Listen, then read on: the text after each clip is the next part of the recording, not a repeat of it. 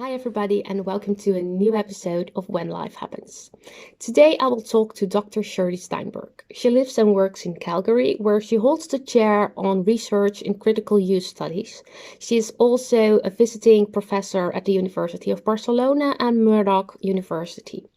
I'll speak to her today about the psychological effects of COVID-19 at the youth and what it will do in the future. It was a very interesting conversation I had with her, and I hope more will follow. Enjoy the podcast and see you next time. So, welcome, Shirley, Professor Steinberg. So, we spoke a long time ago now, in 2018, and we met each other during the Congress you organized, the Congress of Critical Pedagogy. We met a couple of times, and I've asked you to participate here in this this environment right now, and you suggested that, so thank you very much. You're a professor in critical use studies, and my question to you in this podcast, in this team, is, okay, what is the psychological effect of the COVID pandemic on the youth in your country at the moment? That's a great question, Simone, and it's so all-encompassing. You know, Canada is the second largest country in the world. Yeah. And so it's a very broad country with different provinces. There are 11 provinces, and then we have the huge north, the North Pole and the Arctic. And so people are very far away and then concentrated in cities. And like one would expect, Quebec, Toronto, Calgary, where I live, and Vancouver are the huge cities. And so they really did get hit quite badly. And there was a confusion in most of them as to what to do with students. And there was never any conversation about what to do with youth, which is interesting. Yeah, the governments, very much like the United States, the governments were so concerned, not about COVID, as much as about the corporate and capitalist need to continue their businesses. And unfortunately, the corporate and capital needs kids to be in school so parents can work. And so that's the raw end of it, that the concern about schooling and kids was about getting babysitters. So teachers and administrators became kind of considered babysitters. And so that was a problem. And as that waned out, there was the constant 2 months opening school, 2 months shutting school, 2 months opening, 2 months shutting. I was particularly interested in a high school, which would be ages 15, 16, 17, and 18. So 3 years, but they're going to be in that age group. And I was particularly interested in one of our largest high schools that is called a composite high school. So not only does it have arts and sciences and mathematics and the typical things one would have in a school, it has applied sciences. So it has work education, vocational education. Okay. And so when they closed that school down, the kids that did welding and building and construction, those kind of jobs, were able to actually quit school and get real jobs at like maybe $25 an hour, so about 20 euros an hour. And getting them back is very difficult, because they kind of realize that, why am I in school? I might as well just go. Why, if I'm in school and all they're teaching is math, science, language, and the basics, and they've cut the vocational education programs. I don't want to be in math and science. I want to be a builder. I want to be a welder. And so they quit. So there was absolutely total disregard for students, for youth, mostly males, that had a desire to work and learn how to work. And they found that they could do it on the job. So a lot of kids were lost and they never went back to school. So the other problem, also see this, sorry for interrupting, that it's an opportunity now for schools and other educating programs to see, okay, this is what can happen easily, but this is also a need deeply inside these kids. Absolutely. So what to do with that? And there was no answer because they didn't have to cancel those courses. I mean, welding and electronics, you can move the kids very far away from each other if you're in the classroom. So it's not like they're on top of each other. They have their own workbenches.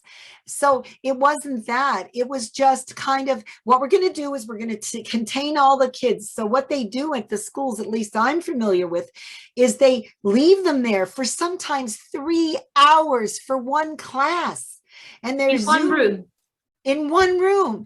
And then they're not allowed to eat lunch in the room, but there's no lunch rooms. So they have to go home or go to a drive-in. It's just so poorly organized.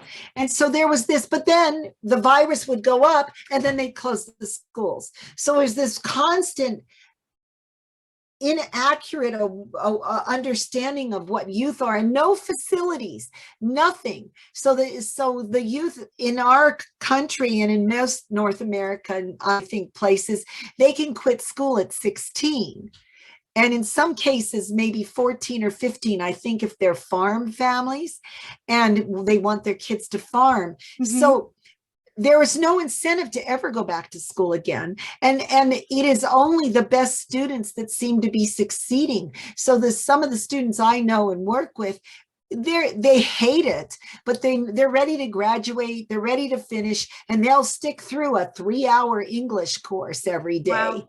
But they're exhausted. And I've asked these kids, I've said, well, what happens in the middle? Nothing. We just go straight through. And if the kid has to go to the toilet, they get up and go and come back. But I say, well, do the teachers ever do jumping jacks, or can you ever stop and shake? Mm-hmm. Nothing. There's nothing. And then the other thing is that the kids, I'll tell you what the youth did do that I thought was great, but then of course it was stopped. But the youth in this one school, most of the kids, this is a rural area. It's not like Europe. And most kids have cars at 16 and 17 years old. They just all have cars. And so what the kids decided to do, they weren't allowed to go to places. And this is a problem in North America. There's no places for youth. Nobody wants to have youth around. And so what they would do is they get their cars and they go in the parking lot of the high school. This is when the high school was closed. Mm-hmm. And they'd open their trunks up in the back, and they'd sit and they'd move their cars 10 feet apart, and they'd all sit in a circle, sit in the back, and they would talk. And I was so mind blown. I thought, this is the most fabulous thing I've ever seen. Absolutely. But that's great. And then the police came and shut it down. Because? No reason. They shut it down. So the principals of the school could not even allow it. It was inappropriate. I mean, it wasn't any different than driving in a highway together and all stopping and talking. But the police decided inappropriate. So that killed that. So of course, then what happened is, youth being youth, they decided they were going to do what they wanted. And you can say you're going to wear a mask, but once again, in this insane province where half of the people refuse to wear masks, they think it's a hoax and there is no virus. So if they went and had parties, illegal parties, because you're not supposed to have parties, you would have half the kids without masks on. And what mind would think that youth were going to not see each other just because you said they couldn't see each other? Of course they were. So recently, one school has ended up with 30 cases of COVID very quickly. And the whole class, so now they've closed down, and now school ends here in the end of June. Yes. And most schools, and most of the schools in Canada are right now closed, but they don't know next week if they're going to reopen. And once again, is it reopening because we want our kids to be happy and healthy? No, because when the kids are in school, they're sitting there learning for 3 hours in one topic, and they're not allowed to go out, and they can't eat lunch with their friends. It's insane. So you might as well keep them home where they're safe and away from kids. But it's corporate. It's about money. It's the word is opening up. So the Americans want to open up the United States. The Canadians want to open up the United States. And it all goes back to capitalist desires to make money and to make sure people are babysitting and taking care of the kids. So we can agree that there are really physical problems right now and mental problems at the youth, at kids from different ages because of different causes at the moment. Now, you guys have a lot of educators, you got a lot of community workers, and other significant parties within and around the children.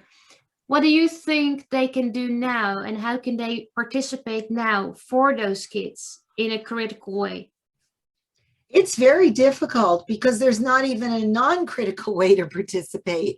I mean, evidently in one town south of here, a large city, they've had something like 45 suicides of males, of fathers, because their jobs were closed down. They can't support their family. Mental health, huge addiction problems, usually alcoholism. And so we're seeing this in our Indigenous reservations where the tribes of First Nations people live. Not only is COVID spiking hugely in First Nations Indigenous areas, but the continued problem with young suicide is there. That's always been a problem there. And so I actually have work I do out in one reservation, but I can't go there because the virus is so big and people can't see me. So health workers, social workers are not able in a lot of times to visit, and the accessibility to different communities is hard. And so you're seeing, I talked to one 14-year-old kid and I asked him how he was doing, and he said, how am I supposed to be doing? I have no friends. I can't see anybody. And then I get punished because if I go on to Zoom, it's hours and hours and my back hurts, my legs hurt. I don't want to walk. It's like unhappy in every situation. And that's in areas with good technology, like where I live, the government, has always had, because we have people up in the Inuit areas in the very far north where Santa Claus lives. And we have people there. And so we have to have good remote learning, because so we have had a program and a curriculum in place, but not everywhere has. So they had nothing. They had no curriculum planned or understood, or even to know if kids had the access to do Zoom or to do online learning. So it's been a mess. Wow. Well, but besides the educational problems they have right now, the social problems they will develop over the years, because it's my opinion that will come, because they miss out on a lot of things a child needs in this stage of development. Absolutely. What do you think, or how do you see it, that people or professionals can fill up that gap for them, that we as professionals can help them come over this challenge, or at least make that gap smaller for them? Well, when you say we as professionals, you're in a country that has many more social programs for youth and children. This is not that country. And the United States is 100 times worse. That's not something that we can say or do. And right now what we are watching is students retreating into their phones. This is what they live for. They retreat into social media, and that's the way they have relationships. And so it's not unusual to see, 24 hours a day, kids being online to the point that they don't interact with their own families in some regards. So like, why watch TV on television when you can watch it on your phone? And so that's become very problematic. The notion of social networking is all they live for. TikTok has been, in my opinion, a great release for kids. And it has nothing to do with adults, except maybe the people who invented it. But kids can laugh and use music and show who they are through TikTok. And I love it. I think it's a great way for kids. I like it much better than Instagram, because it's current and it's funny, and it gives movement to kids. But you know, even though, like, when the virus got very bad, my partner, mostly, sometimes me, we would, you know, you're still allowed to go out and ride your bike. You never see teenagers in their bikes. This is not something we see at all. This is nothing we see. We see kids in their rooms or in their cars, sneaking around, trying to find parties and see each other, or to just live on the cell phone. And it's just, I think it's going to change. I think there's going to be an antisocial behavior.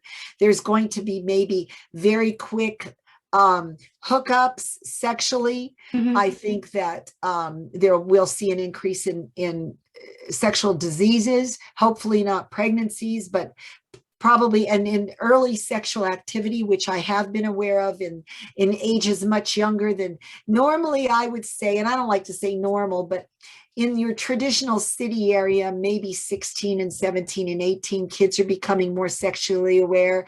Now they're younger. I just see, I see parents dealing with alcoholism. They're losing their jobs, maybe by choice, because they have to stay home with their kids, or maybe because their company closed.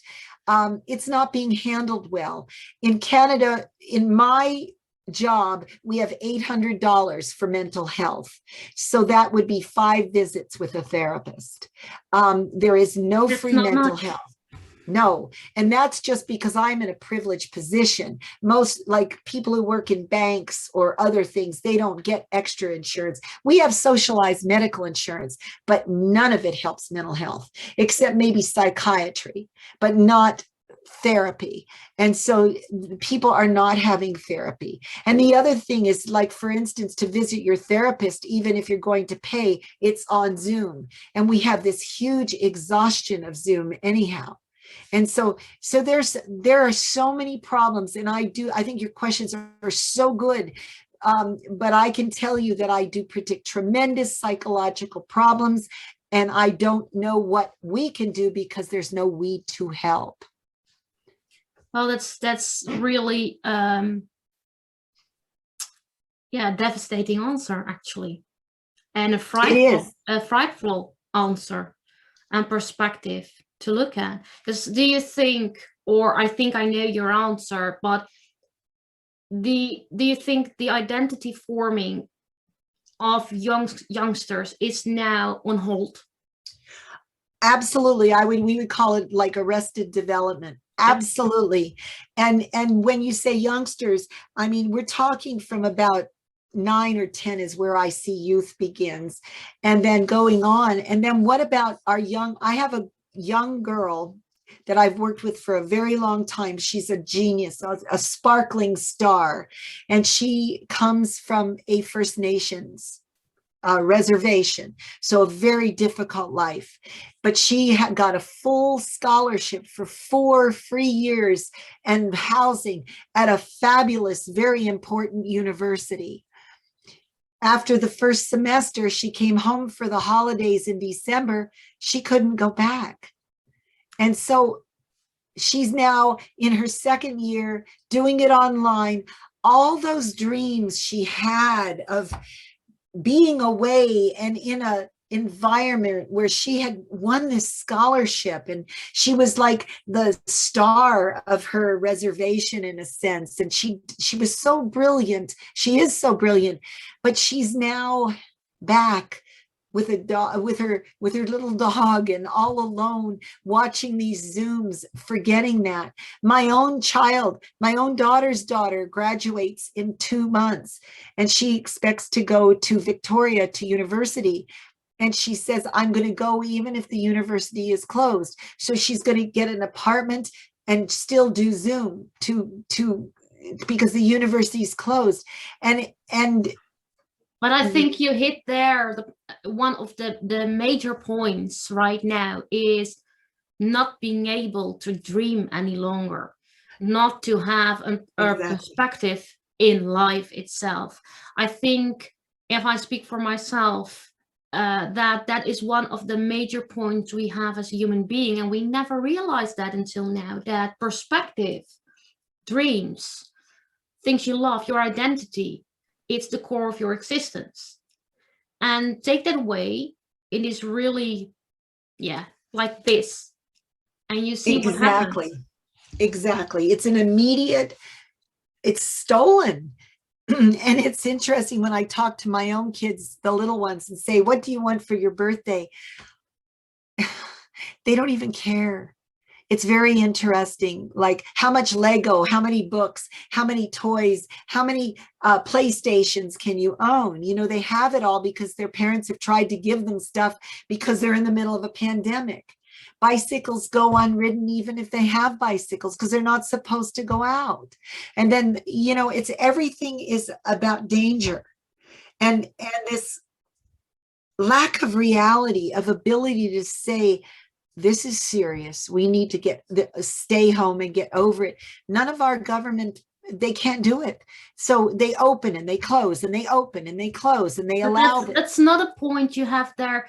Danger. I hear the word danger. You say danger. So kids right now in a really fragile age where they form their identity, they get confronted day in, day out with fear, with death, with the fact that there is an invisible enemy out there which can take a loved one away or can hurt you. Right. So what does that what kind of an effect would that have on kids right now? It's overwhelming. I mean, already at adolescence and puberty, they have fears about their sexuality. They don't even know who they are. They have fears about They have fears about they look. They get pimples, or they don't have a breast big enough, or the boys don't know how to deal with their sex and their drives. And then they have to deal with parents telling them what to do, and the schools totally not in sync with anybody, always out to do what the government wants to do. The teachers are exhausted. They're burned out. There's no counselors because we have very few counselors in our systems. Our systems have counselors to tell you what classes to take, but there's not a lot of psychological counseling. The parents don't have counseling. Then babies are being bored because people are, so sometimes parents are having late age babies, yes, or their children. It's just so that you're in these boxes. And when you say dream, what does dream mean? Exactly. Dream is now to just not have a mask on and to be able to go to the store and there's enough milk and they're not run out of milk. That's a dream now. And I've even found that what's going to happen? What am I going to do when I get done? I don't know that this is ever going to be over. I mean, great flu epidemics, the polio epidemic, they were 8 and 10 years long. Yeah. It's not like this stuff ends in 5 minutes. And then to say we've got vaccines, but we don't even know if we're going to need them again. We have no understanding. We have no understanding whatsoever of safety, of health. We were told for so long that children wouldn't get it. Now there's 10 and 12 and 20 in a classroom that are getting it. In the reservation where I work with and have friends in the First Nations land, the woman I work closely with, she sent her little 10-year-old to a party with 3 children for birthday. It was supposed to be socially distant. The child got there were more than 5 kids. all the kids got the virus. Then all the parents and grandparents got the virus. I mean, how, and she just wanted her, she said, I wanted my baby to have a happy day and go to a birthday party. Yeah. Which was 2 years ago so normal. It was what, and you know, and I mean, you know, in Holland, nobody loves birthdays more than the Dutch. Yeah, And, well, some Dutch don't. but children do, you know, and Yes. it's just, it's really like a thing over here. I was reading an article today about foreigners who look to parenting in the Netherlands. So they come and live here, and then they see what kind of differences there are in parenting. And one of the things a lot of foreigners say, okay, with birthday, it's really a thing in the Netherlands, and they always get home after a birthday party with some candies and stuff like that. And for me, as a Dutch, that was actually, I thought, yeah, but that's normal, right? That's really normal. As a kid, we had that all. And I never really realized that that little factor was a huge difference in parenting style. It's enormous, and it's linguistic too, because in our country we say happy birthday, which means have a good day and get lots of stuff. In Holland, it's congratulations. And to me, there's something very meaningful, because when you congratulate someone, it's for achieving. It's a congratulations about being alive, a graduation for getting older. And I do appreciate that. I don't like particularly all of so many parties, but I do love that notion of being congratulated. So now we neither have happy birthdays or congratulatory birthdays, because birthdays are sitting home and more of the same. They're not as special, and it's hard to be special when you can't share it with your friends. And to youth, I would say the most important thing, now we have vulnerable youth and tragic youth who have no friends, but for the middle class kind of privileged group especially, there's always the notion of friendship is important. Or in the small areas where the people live, like where our migrant people live, or where our First Nations people live, they've been raised with friends their whole life. They live in almost a family village of friends. That's been taken, it's gone. Yeah. So the things you can talk to with friends in a normal setting, sitting beside each other, seeing each other's body language, seeing how you interact with each other, what the other part thinks, is also taking away. So that's another aspect of stopping their development. And there's a physicality too that I've noticed with boys and girls, and I've watched it very closely because I have family members that age. But before the virus, for the last 10 years especially, but for years, girls now in the adolescent teenage age are very cuddly. It's not unusual, it's not unusual to go in and see our 17-year-old lying on the floor with pillows with her two best friends, and they're all cuddling like a bunch of puppies. And boys, of course, and I'm not talking I'm talking gendered. I don't mean to be gendered specific, but I'm talking in my observations in a heterosexual construct, or who assume to be heterosexual. But boys then in North America, they like to punch each other or wrestle or to play physical sports. That's all gone. It's been stolen. Now watching television or lying on the floor is all alone. Yeah. And you're playing basketball all alone, throwing it with no one there. That's depriving hugely important things from kids. I think, to go back to the sexual development of kids, I think that is really an interesting subject from our profession to look at, because at an age they start with cuddling each other, but also to know their own body and stuff like that. I think it's a really interesting topic to have a special podcast about. So perhaps we can do that some other time, because that is a subject I think you can really go in deeper detail, deeper layers.